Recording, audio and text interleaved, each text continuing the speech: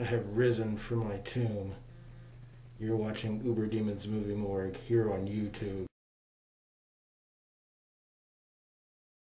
Greetings, Fiend and Fiendettes. It's yet another installment of Uberdemon's Movie Morgue. This week we're going to be doing erotic horror and shock films.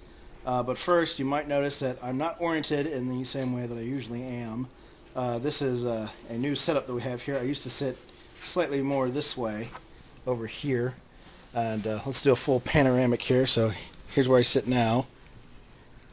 And the new sectional for watching the horror films. Very awesome. So I'm going to start off with Jolting Joe D'Amato, great Italian director, undershadowed by Lucio Fulci and Dario Argento, but he's one of my personal favorites, and he has some great films that are far underrated, and I'm going to start off with him. First is The Anthropophagus Beast, which is very little known. It's starting to become more popular now. It's one of my absolute favorite films. It's what got me started with Joe D'Amato. This is the Shriek Show release, the definitive release of the movie, if you ask me.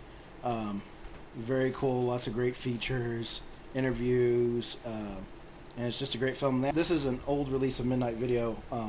The Media Blasters edition is uncut, as is this Midnight Video version, although the restoration in the Shriek Show edition is much better.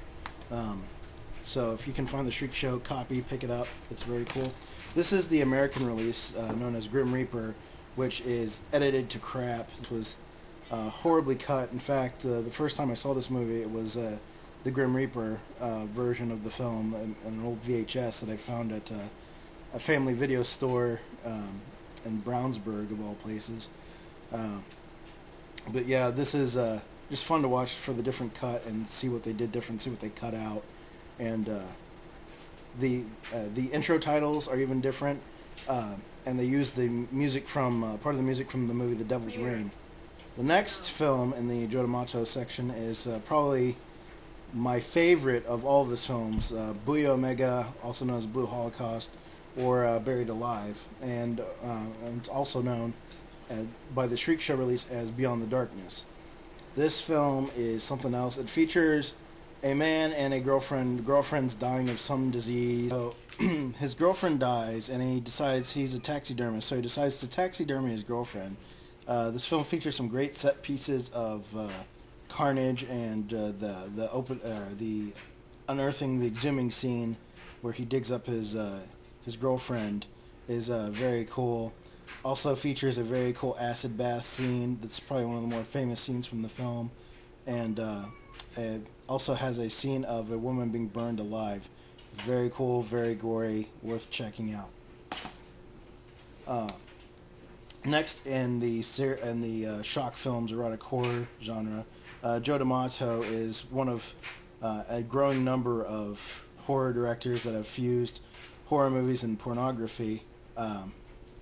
And in this case, we have Erotic Nights of the Living Dead, the uncut version. This is another Media Blasters release under their Shriek Show label. This may not be everyone's cup of tea. It's just a strange movie, which is why I happen to own it.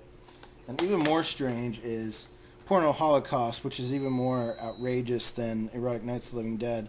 Erotic Nights of the Living Dead is more horror themed, and this is more pornography themed. And so that wraps it up for the Joe D'Amato segment. And there's a company out there called Toe Tag Pictures, and their effects department had a involvement in this film, Murder Set Pieces. It's kind of a serial killer film that it features members of the Toe Tag production crew, Toe Tag Pictures, and it features Fred Vogel, who is the director of the August Underground films, and their makeup effects artists, and a couple of the female stars from the films. This movie was okay. It was just kind of over the top.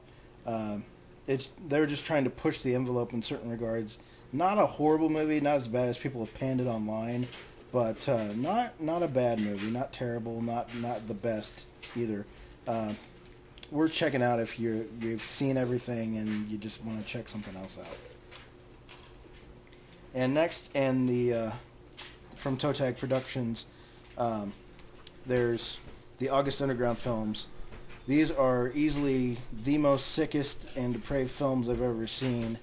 It takes things to a whole nother level. It makes this is our generation's The Texas Chainsaw Massacre. This movie is doing for people today what that movie did for the teens and young adults of that era. This is the first film. And this is August Underground Mortem, which is the second film in the series. Also features Fred Vogel in the starring role, reprising his role from the first film. This film again features sick scenes of simulated torture and debauchery. And this film actually features Killjoy of the band Necrophagia, which I reviewed in one of my earlier movie morgues. And Fred Vogel actually shot Necrotorture and Sickness with the band, which is also available, and I believe that's also featured in the prior movie morgue where I covered Necrophagia. And finally, the close to the August Underground series, August Underground Penance. This is the third film of the series.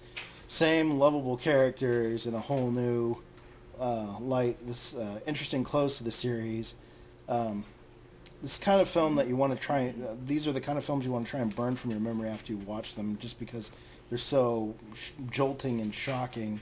But again, I want to watch them again at some point. But they're the kind of films that you have to be, one, in the mood for, and two, you kind of got to brace yourself, because yeah, it's only a movie, yeah, it's simulated, but just the way that it's done and shot is unnerving, and it's very cinema verite.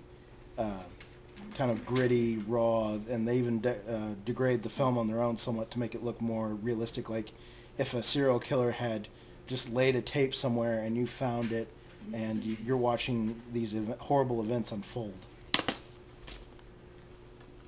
And finally, we come to a series of films that deal with necrophilia, and as disturbing as a topic as that is, these films make you look at the topic in a very interesting way from the perspective of the people committing the acts.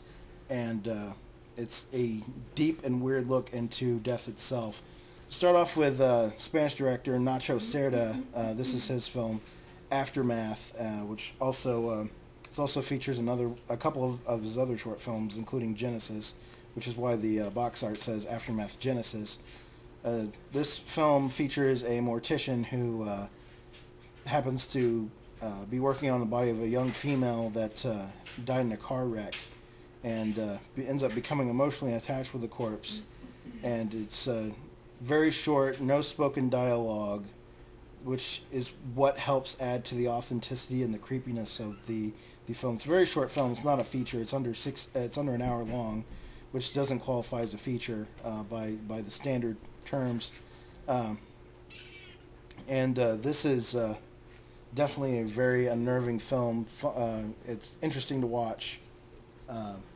But before you watch this film, I highly recommend viewing Jörg Buttgereit, German director, Necromantic films. This is the first one in the series, and it's definitely... The corpse in this film is one of the most realistic looking corpses in all of cinematic history, and Jörg was trying to go above and beyond in this film to be a pioneer and show us something we haven't seen before.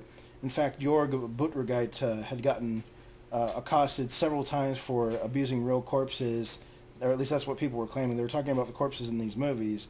No corpses were actually harmed in the making of these movies, but they took such great care in composing the prosthetic corpses that they look very real and raw and gritty, and these films will make your skin crawl, but in a good way. And the second film takes off right where the first one leaves off.